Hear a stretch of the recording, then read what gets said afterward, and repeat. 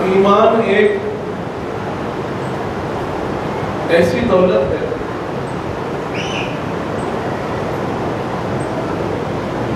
کہ جس کے حصول سے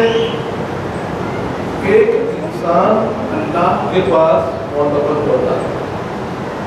کہ رب ذوالجلال سب سے پہلا کوئی حکم ہم کو دیا ہے تو وہ اللہ کی وحدانیت کا، حضور پاک کی رسالت کا، اللہ پر ایمان کا. تو ہمارے پاس سب سے زیادہ کسی چیز کی اہمیت ہونی چاہیے، سب سے زیادہ کسی چیز کو ہم اہم سمجھیں، اس کا اہتمام کریں اور اس کے لیے کوشش کریں، وہ ایمان. اور یقیناً ہم نے ایمان کے بارے میں بہت سی روایات کو سنا ہے کہ کیسے آدمی کا ایمان پختہ ہوتا ہے، کامل ہوتا ہے. ایک آدمی ایمان والا کیسے بنتا ہے؟ جیسے ہم نے جانا کہ حضور پاک نے ارشاد فرمایا لا یؤمن احدکم حتی اکون احب الیہ من والدہ وولدہ والناس اجمعین. کوئی شخص اس وقت تک کامل مومن نہیں بنتا جب تک کہ وہ حضور پاک صلی اللہ علیہ وآلہ وسلم کو تمام لوگوں سے بڑھ کر محبت، والدین سے بڑھ کر محبت حضور پاک صلی اللہ، اولاد سے بڑھ کر محبت حضور پاک صلی اللہ، اور تمام لوگوں سے بڑھ کر محبت حضور پاک سے کریں تو پھر ہمارا ایمان مکمل. اسی طرح حضور پاک نے فرمایا کوئی جب تک میری اہل بیت اطہار کے حق ان کو نہ پہچانے، ان سے محبت نہ کرے حضور پاک کی خاطر، تب تک ان کا ایمان مکمل نہیں. اسی طرح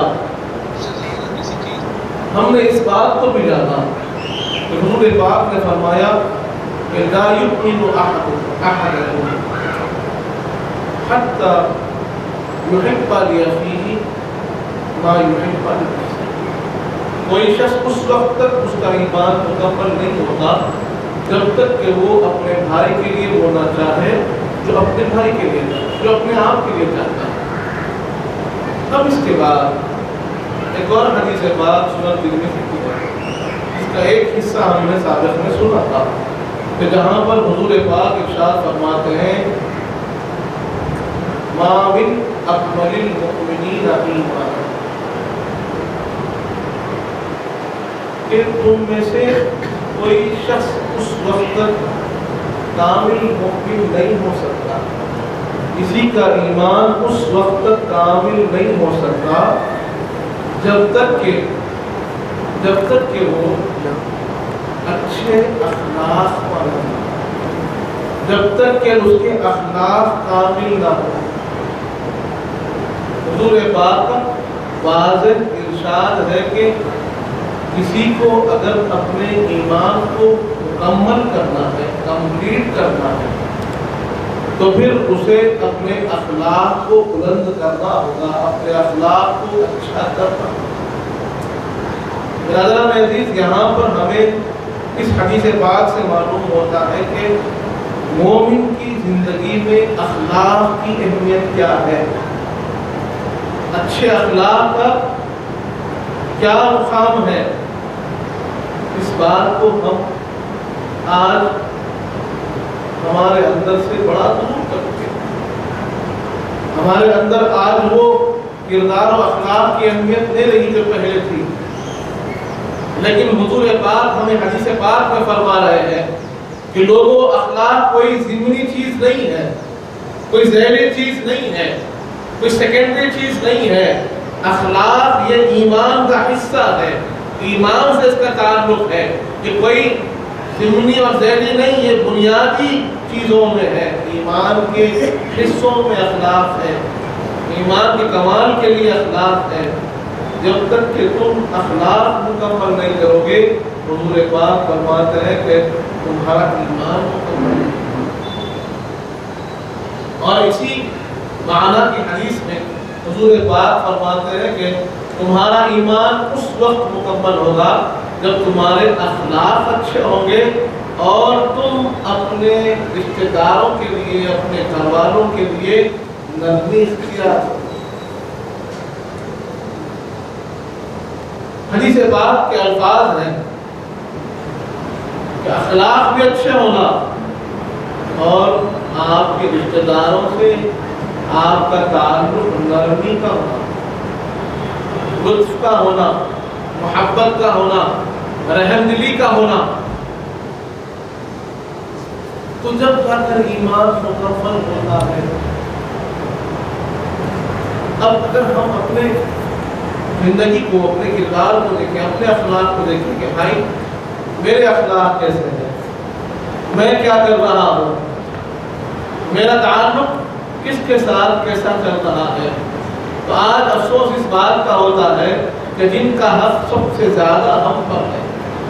جن کا حق سب سے زیادہ ہمیں ادا کرنا ہے، جن کے حق کا سب سے زیادہ مخلوق میں خیال رکھتا ہے، اگر لوگوں میں کسی کا سب سے زیادہ حق ہم پر ہے، ہمارے والدین کا ہے۔ سب سے زیادہ کسی کا خیال رکھنا ہے، ہمارے اخلاق کے سب سے زیادہ کوئی حقدار ہے، ہماری نرمی کے سب سے زیادہ کوئی حقدار ہے، ہمارے انداز کے سب سے زیادہ کوئی حقدار ہے، تو ہمارے والدین ہیں کہ جن کا حق ہمیں قرآن نے سکھایا، وَبِالْوَالِدَيْنِ إِحْسَانًا۔ بارہا قرآن فرماتا ہے والدین کے ساتھ حسن سلوک، والدین کے ساتھ احسان کا معاملہ، والدین کے ساتھ اچھے اخلاق کا معاملہ، اور یہاں تک قرآن فرما دیا وَلَا تَقُلْ أُفٍّ لَهُمَا، کیا نہیں کہنا؟ اف تک نہیں کہنا۔ والدین کو، ایک بچے کو حق نہیں کہ وہ اف بھی کرے۔ اگر آپ اس آیت کی تفسیر پڑھیں گے تو معلوم ہوگا کہ یہ جو لفظ اف استعمال کیا گیا ہے، قرآن استعمال کر رہا ہے، اس کی بنیادی وجہ یہ ہے کہ زبان پر سب سے ہلکا لفظ اف ہے، سب سے زیادہ آسانی سے جو لفظ بولا جا سکتا ہے وہ اف۔ تو اللہ فرماتا ہے کہ زبان پر سب سے آسان لفظ ہے وہ بھی والدین سے ادا نہیں کرتا، کیونکہ قرآن کہتا ہے کہ والد کے سامنے کھڑے ہو جاؤ، والدہ کے سامنے کھڑے ہو جاؤ، اور اگر تمہیں اللہ نے شوکت و طاقت دی ہے، جسمانی قوت دی ہے، تب بھی اپنے کانوں کو جھکائے رکھو۔ والدین کے سامنے اکڑ کر کھڑا بھی نہیں ہونا، زبان چلانا تو دور کی بات ہے، زبان کی تیزی، ہاتھ کی تیزی تو بہت دور۔ پروردگار کا حکم ہے ہر ایک بچے کے لیے، ہر ایک ولد کے لیے، ہر ایک بیٹی کے لیے، ہر ایک بیٹے کے لیے کہ جب اپنے والدین کے سامنے کھڑے ہو تو زبان کی درازی تو بہت دور کی بات ہے، ہاتھ کی درازی تو بہت دور کی بات ہے، ارے تمہارے جسم کو بھی سکڑ کر، کاندھوں کو جھکا کر احساس دلانا کہ تم ان کے سامنے عاجزی سے کھڑے ہو۔ اللہ عزیز کی ادب قرآن ہم کو سکھا رہا ہے۔ آج افسوس اس بات کا ہوتا ہے کہ انہیں کا ادب ہمارے گھروں سے چلا جا رہا ہے، اور لوگ آج جسٹیفائی کر رہے ہیں، والدین کی غلطیوں کو بتا رہے ہیں۔ کیا رب نہیں جانتا تھا؟ اللہ کو نہیں معلوم تھا کہ کبھی کوئی والد سخت بھی ہوں گے، کوئی والدہ سخت بھی ہوگی؟ تو کیا قرآن میں، آیات میں اللہ نے ان کو ذکر کیا؟ نہیں کیا، بلکہ کہا کہ والد کی حیثیت سے چاہے ان کا کردار کچھ بھی ہو، ایک بیٹے کا کردار یہ ہونا چاہیے کہ اپنے والد کے سامنے کھڑے ہو اخلاق سے، اپنے والد کے سامنے کھڑے ہو تو نگاہیں جھکا کر، کانوں کو جھکا کر، اپنی آواز کو پست کر کر کھڑے ہونا ہے۔ یہ اللہ کا حکم ہے، کسی اور کا نہیں، اور اللہ کا حکم ہر ایک کے لیے اس پر عمل کرنا ضروری ہے، چاہے کسی حال میں رہے۔ برادران عزیز، تو یہ بات ہم کو جاننی چاہیے کہ ہمارے اخلاق کے سب سے زیادہ حقدار ہیں، ہمارے نرمی کے سب سے زیادہ کوئی حقدار ہے تو ہمارے والدین ہیں، ہماری محبت کے سب سے زیادہ حقدار ہے تو ہمارے والدین ہیں۔ اس بات کا خیال رکھنا ضروری ہے۔ برادران عزیز، اس کے بعد پھر حدیث بات میں آتا ہے لوگوں کو یہ خیال گزرتا ہے کہ حسن اخلاق سے ملتا کیا ہے، کیونکہ آج معاملہ یہ ہو گیا ہے کہ ہمارا معاشرہ اس راستے پہ چل پڑا ہے کہ اگر کوئی نبی سے بات کرتا ہے تو لوگ اسے کمزور سمجھتے ہیں، کوئی اخلاق سے بات کرتا ہے تو لوگ سمجھتے ہیں کہ بیوقوف ہے، اس کے ساتھ ہم اس کا مذاق اڑا دیں گے، اس کا ہم کھلواڑ کر دیں گے۔ یہ ہمارا معاشرے کا مزاج ہو گیا ہے کہ جو بات سختی سے کرتا ہے لوگ اس سے ڈرتے ہیں، اس کے زبان میں تیزی ہے، لوگ اس سے گفتگو کرنے سے احتیاط کرتے ہیں، اور وہی جہاں نرمی ہو لوگ اسے دبانا چاہتے ہیں۔ لیکن جو اخلاق والے ہیں وہ اپنا دل چھوٹا نہ کریں، جو نرمی سے بات کرتے ہیں وہ اپنے کردار کو چھوڑے نہیں، اپنے اخلاق کو چھوڑے نہیں، کیونکہ یہ معاملہ بہت بڑا ہے، یہی دنیا تک لوگوں تک ختم ہونے والا نہیں ہے۔ ایک طرف ہم نے جان لیا کہ جہاں اخلاق کردار کی کمال سے ایمان کا کمال حاصل ہوتا ہے، جس کے پاس اخلاق ہو اس کا ایمان مکمل ہوتا ہے، جو نرمی سے گفتگو کرتا ہے اپنے گھر والوں کے ساتھ، اپنے رشتہ داروں کے ساتھ، اپنے والدین کے ساتھ، رب اس سے خوش ہوتا ہے۔ دوسری طرف ایک مومن کیا چاہتا ہے؟ ایک مومن چاہتا ہے کہ وہ اپنے آقا کے قریب سے قریب ہو جائے۔ ایک مومن کا یہ خواہش ہوتی ہے، تمنا ہوتی ہے کہ حضور پاک صلی اللہ علیہ وآلہ وسلم کی نگاہ عنایت اس کی طرف ہو جائے۔ ہر ایک کی یہی خواہش ہے کہ میرے آقا کا قرب ہمیں حاصل ہو جائے۔ ہر ایک بندہ یہی چاہتا ہے کہ حضور پاک کے جب غلاموں کا نام لکھا جائے، ان کے محبوبوں کا نام لکھا جائے، ان کے چاہنے والوں کا نام لکھا جائے تو اس فہرست میں میرا بھی نام ہو جائے۔ ہر ایک چاہتا ہے کہ ایمان کا تقاضا ہے، ہر مومن کی یہی چاہت ہے کہ حضور پاک کا قرب اسے حاصل ہو جائے۔ میرے آقا ارشاد فرماتے ہیں سنن ترمذی کی حدیث پاک ہے کہ حضور فرماتے ہیں کہ یقیناً وہ شخص جو دنیا میں اخلاق والا ہوگا، دنیا میں جس کے اخلاق زیادہ ہوں گے، وہ قیامت کے دن سب سے زیادہ میرے قریب ہوگا۔ سب سے زیادہ میرے قریب میرے آقا فرماتے ہیں کہ وہ شخص ہوگا جس کے اخلاق دنیا میں سب سے بڑے ہوں گے۔ اگر ہماری تمنا سچی ہے، اگر ہم یہ خیال کرتے ہیں کہ واقعتاً قیامت میں جہاں سب نفسی نفسی کے عالم میں ہو، پریشانی کے عالم میں ہو، دقت کے عالم میں ہو، خوف کے عالم میں ہو، رنج کے عالم میں ہو، وہاں پر ہم حضور پاک کے غلام حضور پاک کے سائے میں ہو، حضور پاک کی بارگاہ میں ہو، حضور پاک کی مجلس میں ہو، حضور پاک کے ساتھ ان کے غلاموں میں بیٹھے رہے، تو میرے آقا فرماتے ہیں دنیا میں جس کے اخلاق بڑے ہوں گے وہ میرے ساتھ قیامت میں میری مجلس میں بیٹھا ہوگا۔ اب آپ کو ہم کو جانچ لینا ہے کہ واقعتاً ہمارا اگر یہ طلب سچی ہے تو پھر ہمارے اخلاق بھی اس کی گواہی دے، ہماری گفتار ہمارا کردار بھی اس کی گواہی دے کہ ہم محنت کریں اپنے اخلاق کو سدھارنے میں، سنوارنے میں، بہتر میں۔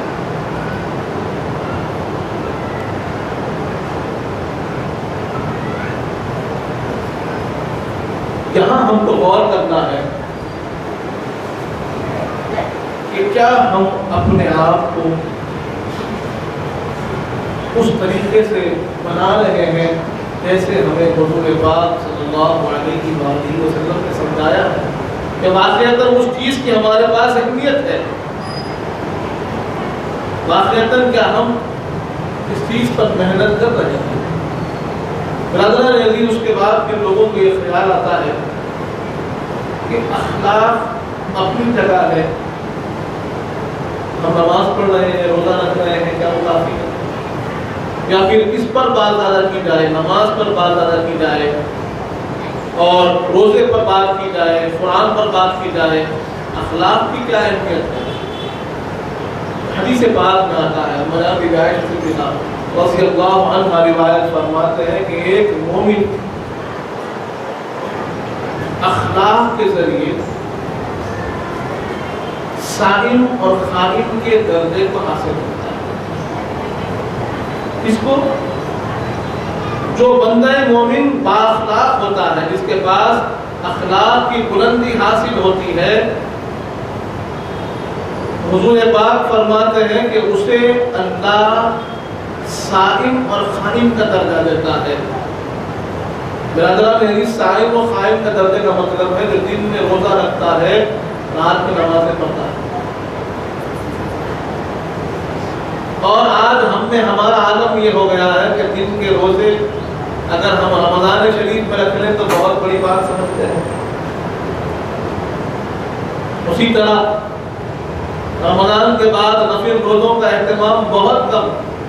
हमारे अंदर वो फुक़दान आ चुका है कि जहां हम पहले देखते थे कि हर पीर को बहुत से लोग रोजा रखते थे, नौजवानों में शौक होता था पीर के रोजे का, जुमेरात के रोजे का,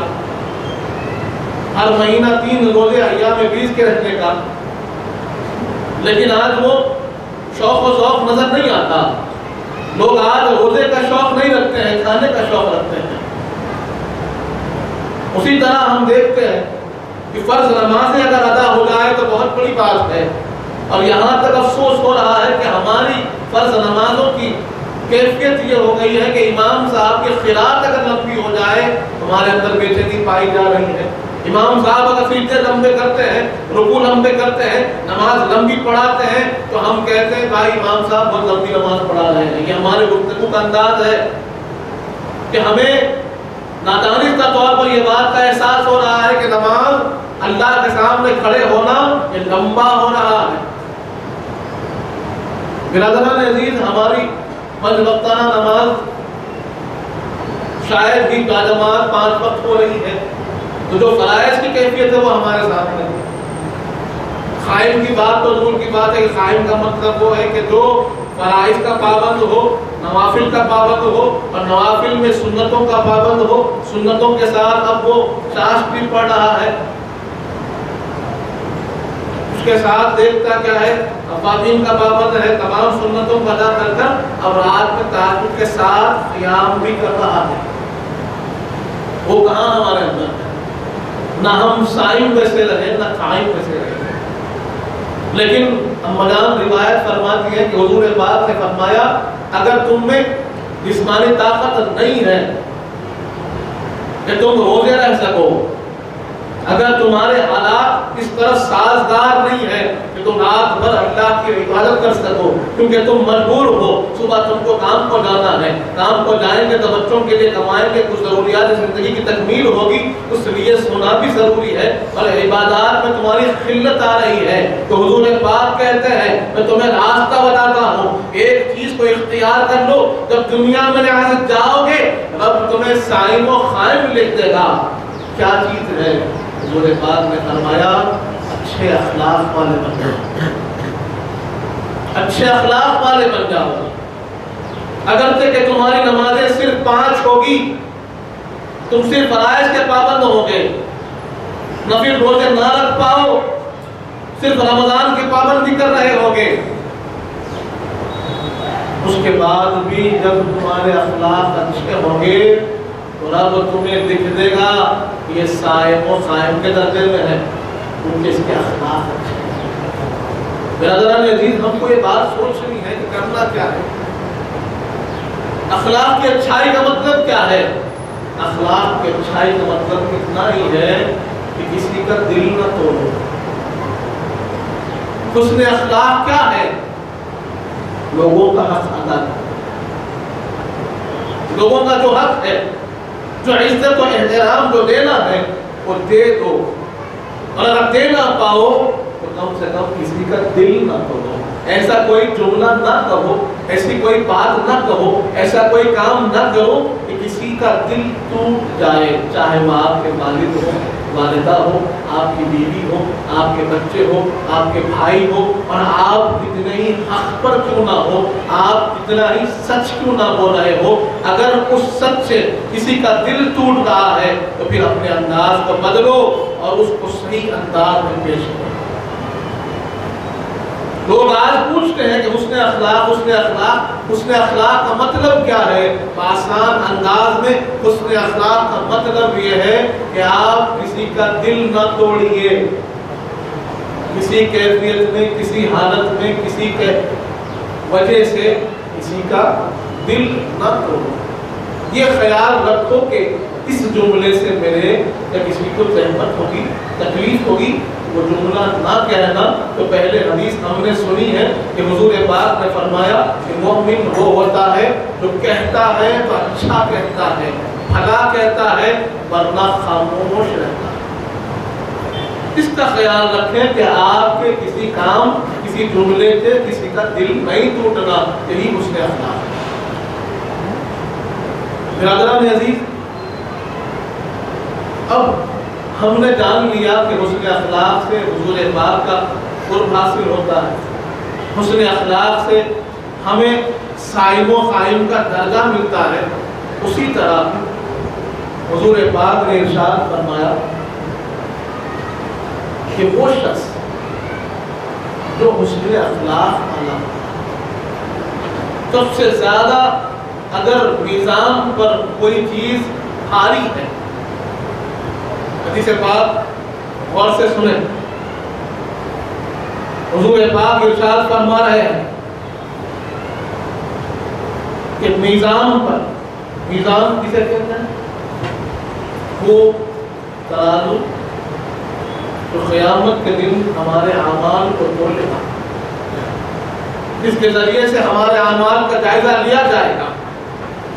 اور جہاں پر ہمارے اعمال کا حساب و کتاب ہو کر فیصلہ اور نام اعمال بنا کر ہمارے ہاتھ میں دیے جائیں گے، اسے میزان کہتے ہیں، جہاں ہر ایک کا عمل، ہر ایک کی اچھائی اور برائی کا فیصلہ ہونے والا ہے، وہ میزان کہتے ہیں۔ اور جس کا پلڑا وہاں پر سیدھے ہاتھ کو چھپ گیا تو پھر وہ کامیابی کی طرف جائے گا، اور جس کا پلڑا بائیں ہاتھ کو چھپ گیا پھر وہ ناکام کہلائے گا۔ اب وہاں پر حضور پاک فرماتے ہیں کہ میزان میں، نیکیوں کے پلڑے میں سب سے زیادہ بھاری کوئی چیز ہے، ہمارے ذہن میں کیا آتا ہے؟ میزان میں سب سے زیادہ بھاری کیا ہوگا بھائی؟ لوگ کہتے ہیں بھائی نماز ہوگا، کیونکہ نماز فرض ہے، نماز یہ اللہ کی عبادت ہے۔ تو ہر ایک اگر کسی سے پوچھا جائے خالی اس ذہن آدمی سے، اگر اس یعنی مضمون سے ہٹ کر یوں ہی پوچھ لے تو کہے گا شاید کہ نماز ہو، شاید کہ روزہ ہو، شاید کہ زکوٰۃ ہو، شاید کہ حج ہو، شاید کہ قرآن کی تلاوت ہو، شاید ذکر اللہ ہو، شاید کہ لوگوں پر خیرات صدقات ہو۔ ایسے بہت سے اعمال آدمی کے ذہن میں آئیں گے کہ جس سے میزان میں ہمارا پلڑا نیکیوں کی طرف جھک جائے، اور اس کی کثرت سے میزان بھر جائے۔ لیکن آقا فرماتے ہیں، حضور پاک صلی اللہ علیہ وآلہ وسلم ہمیں سمجھاتے ہیں کہ مزاج پروردگار کو سمجھو، رب کی مزاج کو سمجھو، رب تم سے کیا چاہتا ہے وہ جانو، اور فرماتے ہیں کہ میزان میں سب سے زیادہ اثقل، سب سے زیادہ بھاری کوئی چیز ہے وہ حسن اخلاق۔ کیا فرمایا؟ میزان میں سب سے زیادہ بھاری کوئی تمہارا عمل ہے،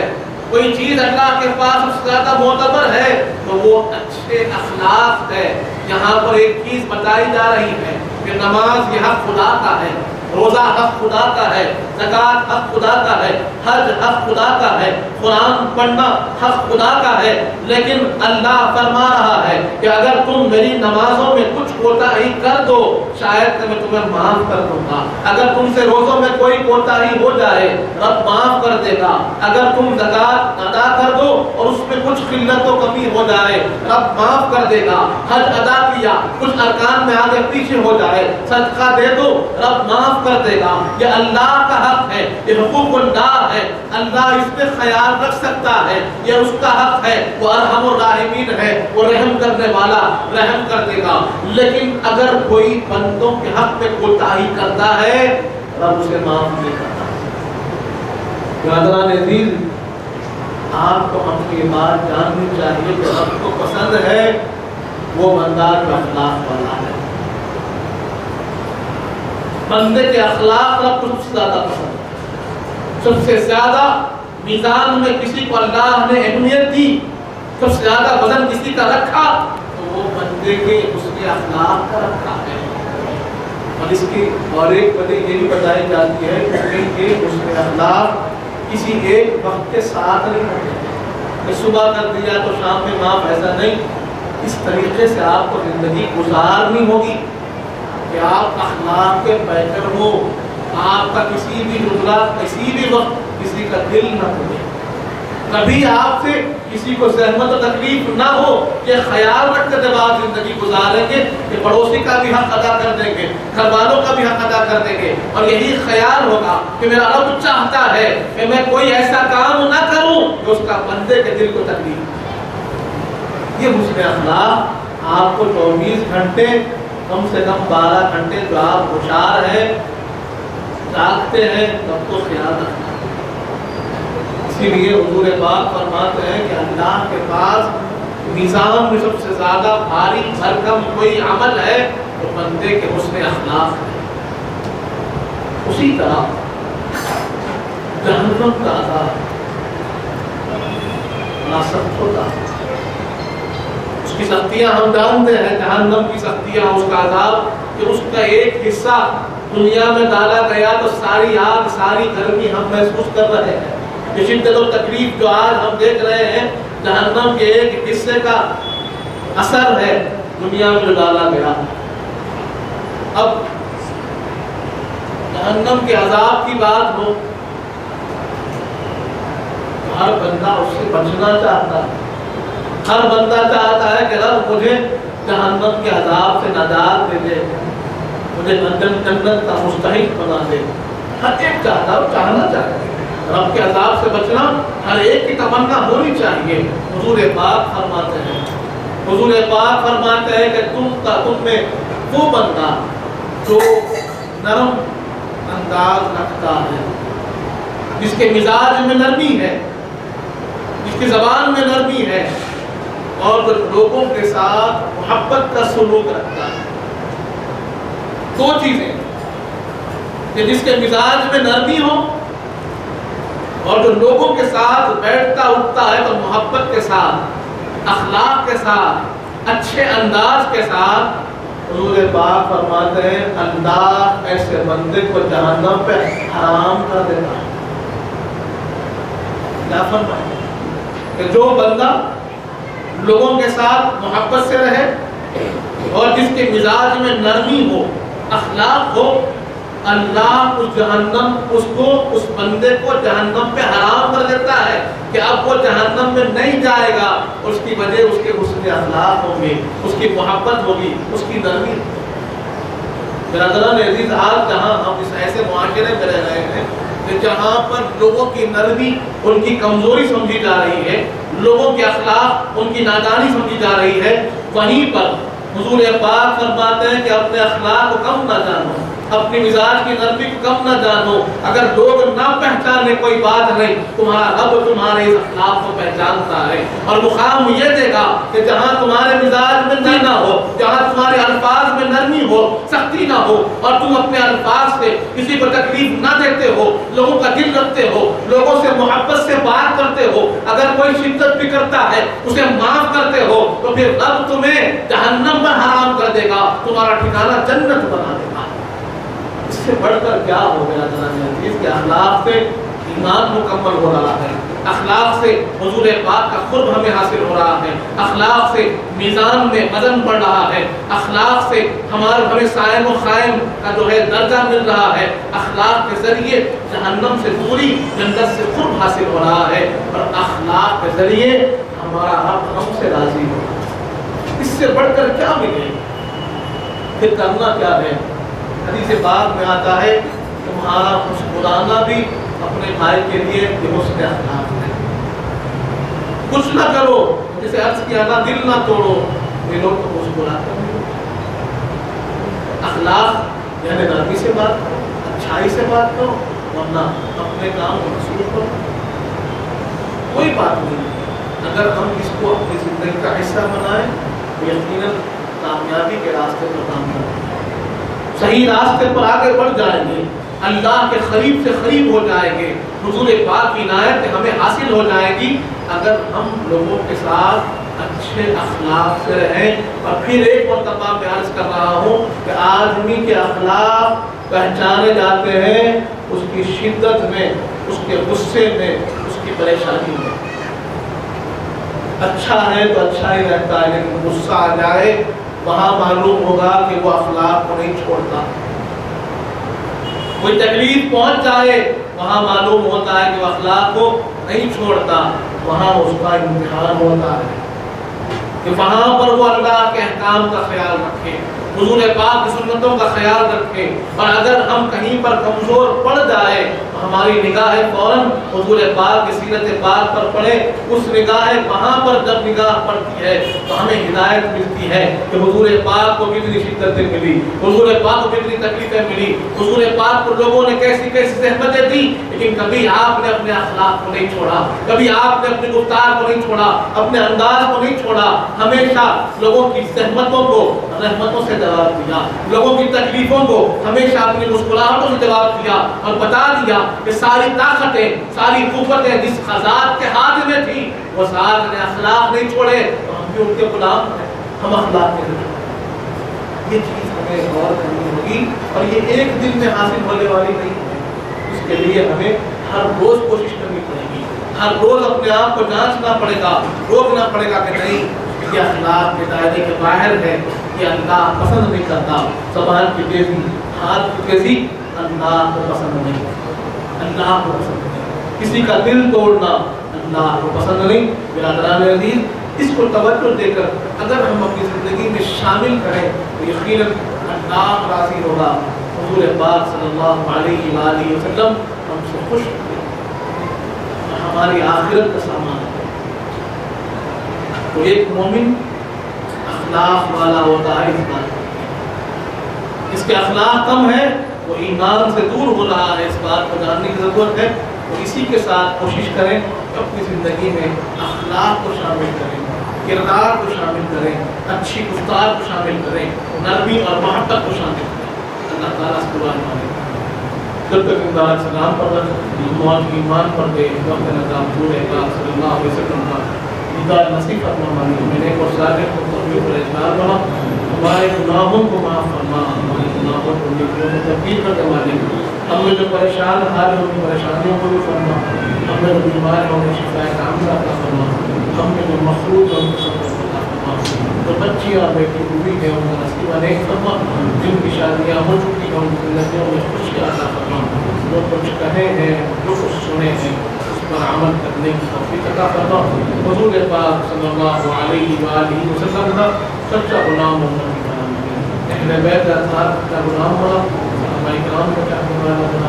اولیاء اللہ کا چاہنے والا بنا، ان کے بتائے ہوئے راستے پر چلنے کی توفیق عطا فرما۔ وصلی اللہ تعالی علی خیر خلقہ سیدنا محمد وعلی آلہ وصحبہ وسلم، الحمد للہ۔